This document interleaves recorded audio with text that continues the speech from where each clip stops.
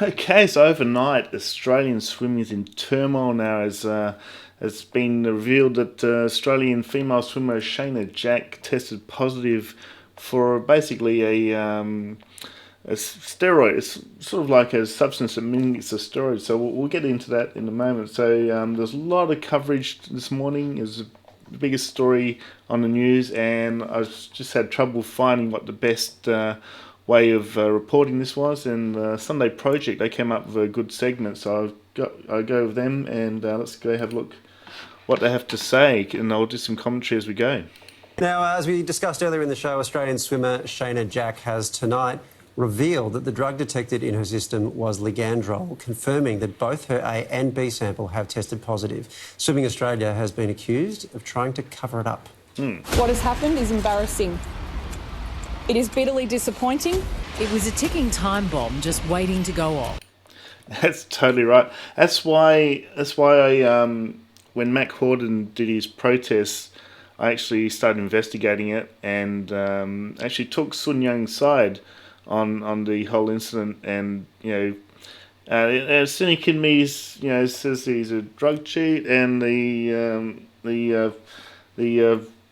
more open-minded personal side says that he took the substance because of his heart condition and so forth. But as I've discussed in other videos, there's a lot of athletes do actually just pretend they have conditions just to get TUEs, which is therapeutic use exemptions. But I'm sort of going on the side of Sun Yang here and thinking that because his doctor would have known to get a TUE, which is a therapeutic use exemption for a known condition.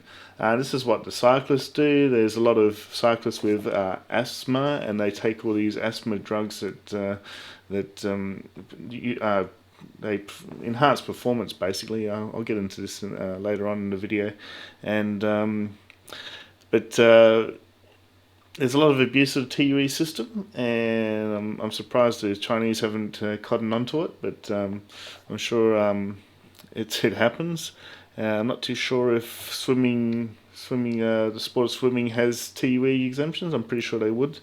But anyway, let's get on to the video. There's a lot to cover here. Horton did not stand up on the podium. As Mac Horton made his stand, I just won't share a podium with someone who behaves in the way that he has. and Australia got behind him. I say go Mac. Very proud. He stood up for what he believed in. What Mac did was very courageous and brave. Australian public should be very proud of Mac Horton. I stand right behind him. See, so all that was happening during the week, and I didn't cover it because I could see what was going to happen here. I knew that they'd bring up all the cases of Australian swimmers who have been caught out, And what I'll show you on, there's this one swimmer here, I'll show you on, where are we? Thomas Fraser Holmes. So we'll just interrupt the video there, and I'll get over to this, and I'll show you on the preview window. Get Safari up here. Let's change the window here. And you can see here, Australian swimmer Thomas Fraser Holmes banned for 12 months for missing a trio of drug tests.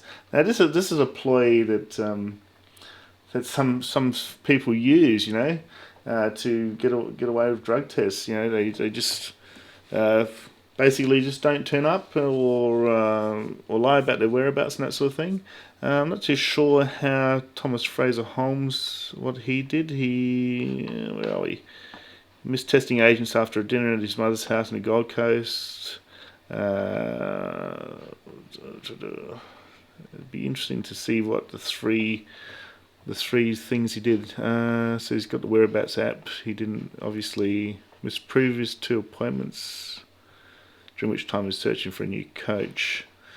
So there's a whole spectrum of feelings of this. If you're sort of pro Thomas Fraser Holmes, you say that it was innocent, or if you've sort of read what I have, The Secret Race by Tyler Hamilton. Don't usually plug a book, but if you want to know how drug cheats get away with cheating, read this book. It's amazing. You'll be an expert on how, and also you'll be a cynic as well. You'll be a cynic after reading this, and on how easy it is to get around the anti-doping systems that they have.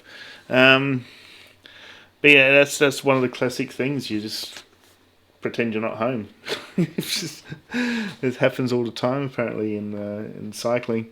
Okay, so Thomas Fraser Holmes, he got a 12-month ban. So, that's why when this whole Sun Yung thing started, I just sat on the fence because I knew this stuff would come up. And I wasn't going to be one of these people who's like, go Mac, yeah. When we need to clean up our own backyard. Let's see, I'm just seeing if he. Anyway. Yeah. Let's get back to the video. So there's a bit of hypocrisy there, I think he's actually in the championships as well. So, okay, so let's get back to the video and see what else they got to say. It's quite a fair analysis. That's why I chose the project. So this is the Swimming Australia CEO. She's going to be talking about the case. So here we go. Swimming Australia was keeping an embarrassing secret under wraps. Australian swimmer Shayna Jack has been notified by ASADA of adverse test result.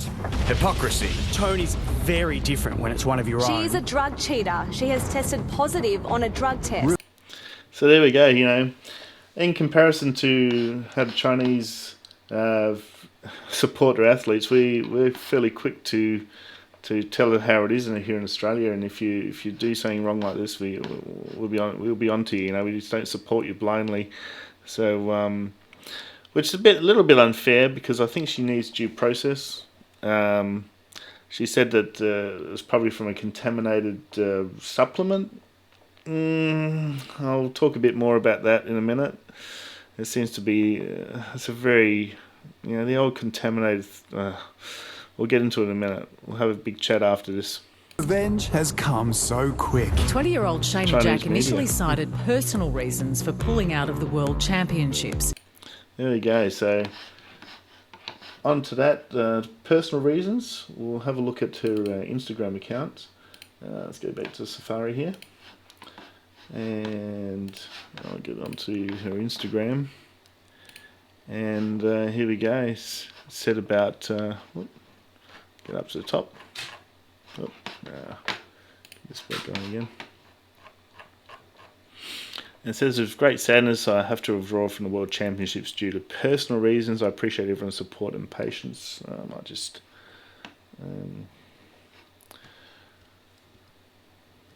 zoom in this bit. Oops, what's going on there? Click on here. Come on, zoom. There we go. So you can read there. So that was the official word. It was personal reasons, and I guess failing a drug test is a personal reason, but it didn't look good, did it? And so let's get back to the video here. Sorry for going backwards and forwards, but this is the best way to do it. Best way to go. Okay, let's get back here. Personal reasons. Here we go. She says she did not knowingly take the Gandrol, which helps build lean muscle mass. My team and I are doing everything we can to find out when and how this substance has come into contact with my body. That's the usual. This happened with Alberto Contador in cycling. He tested positive for clenbuterol, and then the mad rush was to figure out how the hell it gets into your system. Same with Lance Armstrong when he tested positive for cortisol, and they blamed it on a saddle sore cream. This happens all the time. This is a cynical view, and the more positive view would be that she's innocent. But I don't know. As there's two sides to this, and I'm just going to tell you both sides, and that's the way it is. And the next little section here, they question Mac Horden whether he regrets making his stance on the podium. Mac Horton and the rest of the Australian swim team were in the dark. Just wondering if you had any words about the Shayna Jack dispute? We must wait until ASADA or the particular athlete speaks on any matter. Shayna has a right to a fair process. But where's the fair process when it comes to Sun Yang, who, appeal or not, has been found not guilty over his infamous vial smashing incident? Yeah, so there we go. And that's why I gave Sun Yang the benefit of the doubt. And I still got trolled. By the Chinese. And they put all sorts of vile comments on my channel. In fact, YouTube had to get involved and started banning a lot of accounts on my behalf. So I wrote to them because it was just terrible. You know, little kids, come to my channel and watch my videos. They don't want to see all this stuff. So that's on a side note. That's all been sorted out. And I guess all the offending accounts will get reminded of YouTube policy when it comes to harassment and comments, offensive comments. So anyway, I did defend Sun Yang because I could see his point of view, and it just didn't seem right. With that with the substance that he took. It was a trimethylamine, I think it was, and it's for treatment of his heart condition. And it sort of did add up because, as I said before, his doctor could have put in a TUE and just used the substance. If he saw that it was going to go on the WADA list, I'm pretty sure they get a prior warning about the new substances that are going to be banned, and he could have just done a TUE. But the cynical side of me says that his heart condition is just made up and just so they can use this performance enhancing drug, and that's the two sides of it. I don't know the truth. Nobody knows the truth. Only Sun Yang and his coach and his doctor know the truth, and that's pretty much where it stands. And it's up to the officials to try and catch him out, really. And this has been happening for years. It's been happened with Lance Armstrong, happened with all sorts of cyclists. As you know, my channel started off as a cycling channel. So, there we go. So, at the moment, I'm sitting on the fence with Sun Yang and also with Shayna Jack but there's smoking guns on both sides there. Nobody knows the truth.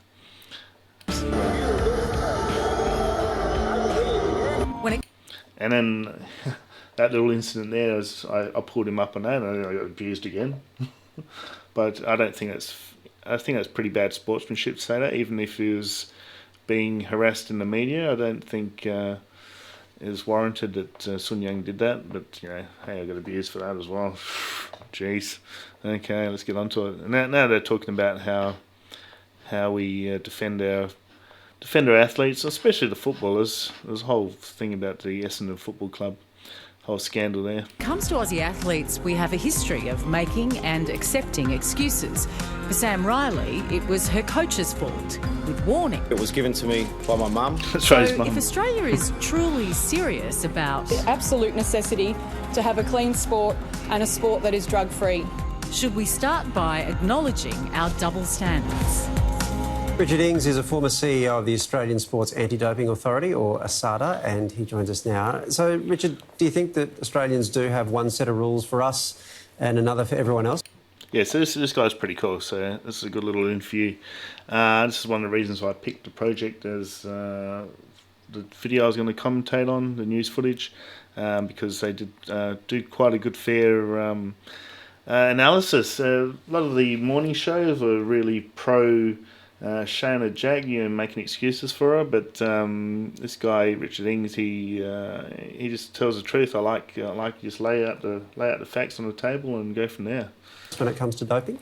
Well, I mean, globally, the rules in anti-doping apply no matter what the nationality, but I have to say that here in Australia, we have a very different reaction. If it's an international athlete, one from China or Russia, we look on incredulously at their explanation, but if it's an Australian athlete, the headlines are all heartache and sadness. All athletes should be treated the same. What do you make of Shayna's explanation that she didn't take the drug Ligandrol knowingly? Well, we need to accept that every single anti-doping case that I've ever worked through, and that's been hundreds, every athlete has offered that same explanation. So we need to wait for the tribunal hearing to determine what the facts are and any potential consequences. So I take your point about our double standards when we talk about Australians who are busted and overseas athletes who are. But in this case, when we're looking at the Sun Yung case and all of the pyrotechnics that have surrounded that, there is a difference, isn't there, in that he has already been banned for 3 months. He served that suspension. But then the incident where he smashed his own vials, it's just that the way it all looked around him seems to be on another level. Is that a fair observation? Yeah, look, I mean, I understand that athletes are very frustrated with the global anti-doping system. It certainly has its failures, and Sun Yang has been suspended for 3 months. But equally, there's an Australian on the team in South Korea at the moment who's been suspended for a year. Yeah, so Thomas Fraser-Holmes, I covered that earlier in the video. And as for the Sun Yang smashing the vials, WADA's appealing that, and it's going to go to the is it CASA? Actually, no. It's the Sporting Arbitration Commission of. Anyway, it's going to the appeal tribunal and in September. So we'll get some more news on that. But there was a case that Sun Yang, rightfully had a right to smash those vials because he didn't want any contaminated samples being tested. So we'll see how that turns out. For failing to be available for 3 anti-doping tests. Yeah, but I think it's the compound effect, right? It's having been banned in the past and then behaving in a way that just seems very strange for someone who's innocent when they're coming to be tested. Yeah, look, you make a fair point. But in this particular situation with Sun Yang, that matter has been heard by an anti-doping tribunal. A 59-page judgment was handed down, clearing him. It's a matter that is now being appealed to the Court of Arbitration for Sport. We just have to be patient.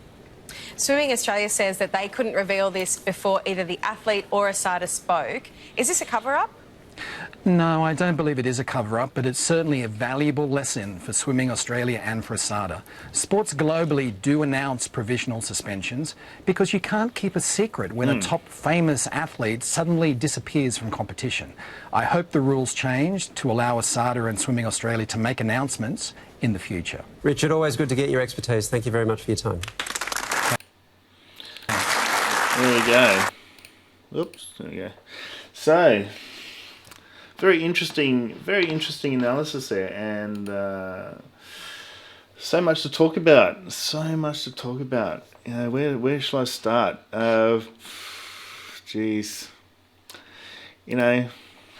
Again, not plugging this book. Let's get my video back up. Goes for another 10 minutes. The video's running fairly long, but it's a very interesting subject. And Tyler Hamilton's book, Secret Race, not sponsored by him or anything. I read it a few years ago, and it is brilliant. It's just a game of cat and mouse. And I swear, when you're reading this book, it's like you start barracking for the athletes to evade the test. It's a bit like Bonnie and Clyde, And but in all seriousness, I'll tell you the story. I actually got banned. I got banned by Chris Froome. I'll show you my Twitter. I'll show you my Twitter here.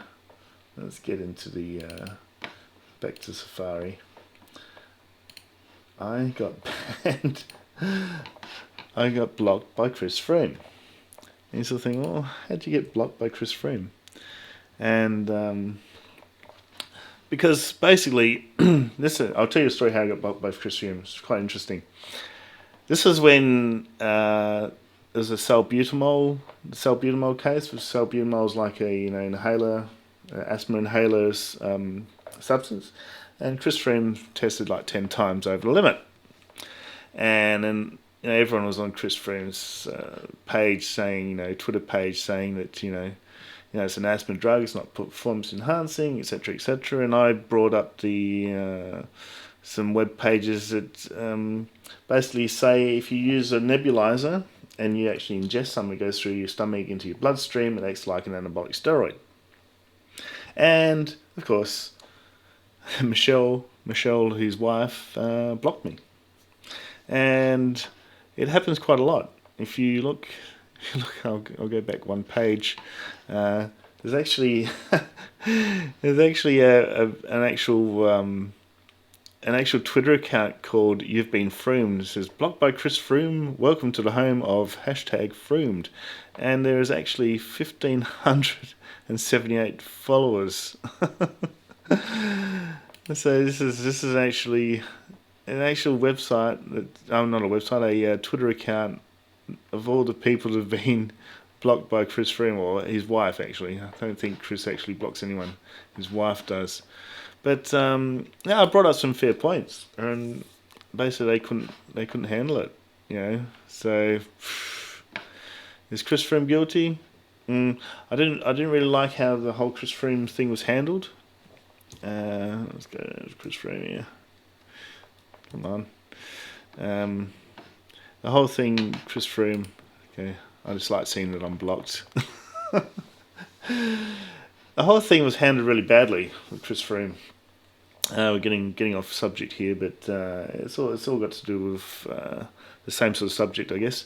And because I was waiting for him to prove that he can actually get those levels of salbutamol in his blood by doing it was called a kinopharmacological test, where he replicates the conditions of the stages that are at the Volta, high humidity, etc., and he can take blood samples and he can prove that he can get his levels up that high.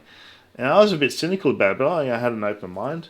And then all of a sudden, the UCI said, he's all clear as race. And that really annoyed me because, I don't mind the guy, trying to prove his innocence, but when the UCI step in, say that he can race, and that did not look good for the sport.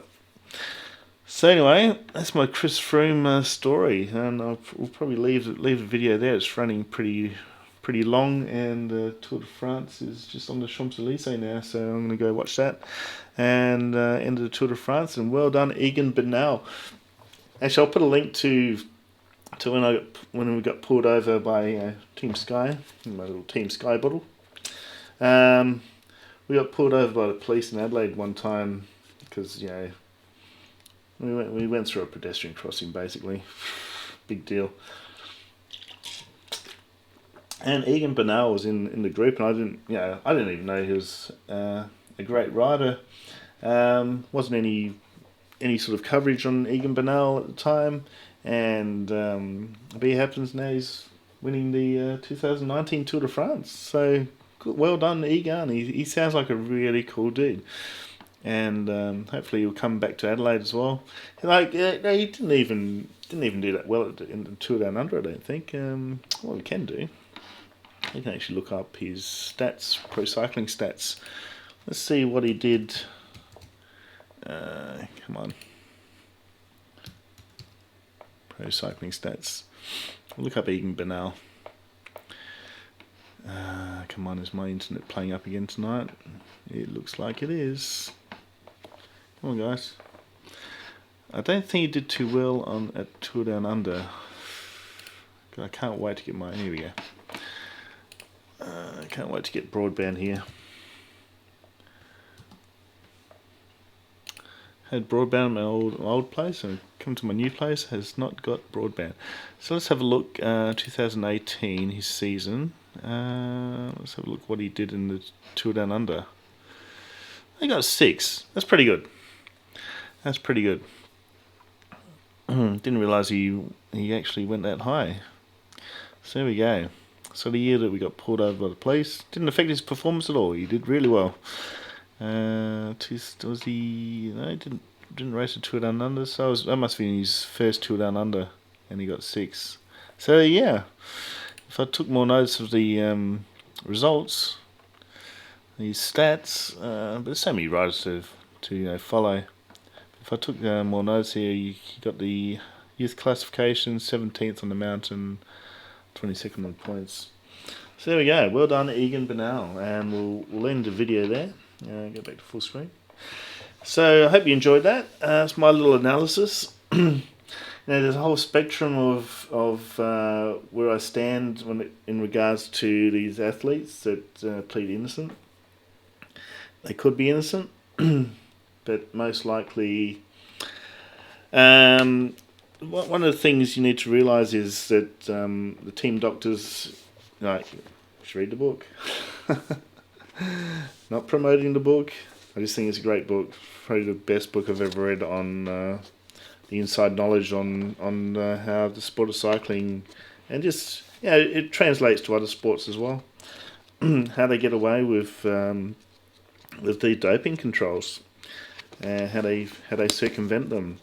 Well, something called the glow time, and that's what I think happens in a lot of these cases. They've got these doctors that prescribe these performance enhancing substances, and they've got a certain glow time, which means that if there's a test done within this glow time, that you'll test positive, and sometimes they get it wrong, and that's why a lot of people get caught out. And as Tyler Hamilton pointed out, he got tested hundreds of times. I think Lance Armstrong got tested 500 times in his career, and he was just doped to the gills. Never tested positive. That was his famous line, never tested positive. And this book, goes through exactly how you get around it. And if you are in the glow time, you actually avoid the drug testers, and that's could be why, I'm not saying he did, but that could be why Thomas Fraser Holmes was avoiding the testers. Who knows? Nobody knows. Only they know. And sometimes the truth comes out, sometimes it doesn't. Sometimes it just remains a secret forever. And that's a shame, but that's the game we live in, isn't it? It's like a cat and mouse game with the drug testers and the athletes, and that's the game they play. So I'll leave it there. If you want to know how it's all done, Tyler Hamilton, Secret Race, brilliant book, brilliant book. Leave your comments below if you've read the book and agree with me about the best cycling, book that exposes athletes how to get around the systems, but. I'm just rabbiting on now, aren't I? But it's just interesting stuff. So I've become a cynic. I've become a cynic since I read this book. Oh, I'm just going to run out of time again. Let's go back again. Start her up. Get another 10 minutes. I'm close to getting towards half an hour now. Anyway, hope you haven't fallen asleep. I could talk about this forever, but I'm very cynical about. Sports and whether it's clean or not. And what gives me hope was I saw a quote from this Italian journalist, and he says you got to think of sport like theatre. It's like it's entertainment. It's that the performances aren't real; they're just acting. And sort of like I always have a saying as well. Prepare for the worst and hope for the best. So just pretend that they're all doping, and if some aren't, then great. But if you go on the assumption that they're all taking some sort of substance, then you're not going to be disappointed, I guess. But that was a very dark era of cycling back in the 90s when they're all on EPO. But there we go. I might read this book again. It was riveting. But so what's the future of the sports? I don't know. I think testing is getting a lot better. I think that's why they can detect minute like picoliters of substance now, and that's why it's a lot harder to get away with things. But I'm pretty sure that basic physiology still applies, and as long as you've got a good doctor who knows the interaction of these substances and what the half-lives are, and when it's going to be flushed out of your system, then you're probably going to be in the clear. But your body might react to these substances and keep a little bit in your system, and that's why these athletes get caught out. I'm not saying that Shayna Jack's guilty, but it's not good when your A and B sample test positive, and I'll give her the benefit of the doubt. If she comes up with, she shows like receipts for, substances that she's taken, like supplements, and they get it independently tested, and they find that the batch she was taking was contaminated, and fair enough, I'll say that she was innocent. But I don't know. I was looking into this. Where are we? What's it called? Ligandrol. I was looking into it, and I haven't seen any cases where they saw contamination in supplements. So, if she can prove it, then great. Actually, we'll just quickly look. What the hell? Let's quickly look at this website here as well. As you can see here, they're talking about that WADA actually, they warned about this. They actually warned about a rise in these things they called Ligandrol, selective androgen receptor modulators, SARMs. So it seems to be widespread. So it was originally developed for treatment of muscle wasting conditions such as aging, muscle dystrophy, which is muscle wasting. It's promoted as a selective non-steroidal anabolic agent. It's claimed to be a substance that induces muscle and bone growth without the side effects associated with steroid use. Now, information of safety is scarce due to lack of medium and long-term clinical trials. Anything you put in your body's got risk. You shouldn't take anything. But these athletes, they just want to win. But so there we go. Asada warned about all this. 9. Here we go. So we've had 9 adverse analytical findings in 2017, 6 in 2016, and 2 in. So it looks like there's a rise. So this was back in. Actually, this information probably was late 2018. They were warning about it. So it was on the rise.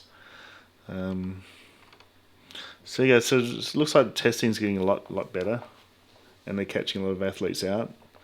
But everyone just they take the risk, don't they? So I don't know what to think of this. I'll sit on the fence because that's what I do. I don't know the truth. Maybe she gets these things, and maybe she doesn't even know what she's been given. Maybe they trust the doctors, trust the coach. I don't know. I don't know the inside out of these things. So anyway, I'll leave it there. Leave your comments below. Keep your trolling to a minimum because YouTube are actually monitoring my account. So if you start trolling, they'll probably ban you from YouTube. And that's what happens when you got over 100,000 subscribers. You actually get different treatment, and you get a personal person who looks after your account. So there we go. So no trolling, guys. No trolling comments. No nasty comments, because you'll get caught out and you'll get banned. You'll get banned from YouTube, and then you won't be able to interact on any videos at all. So I'll leave it at that, and I'll see you next time. Cheers.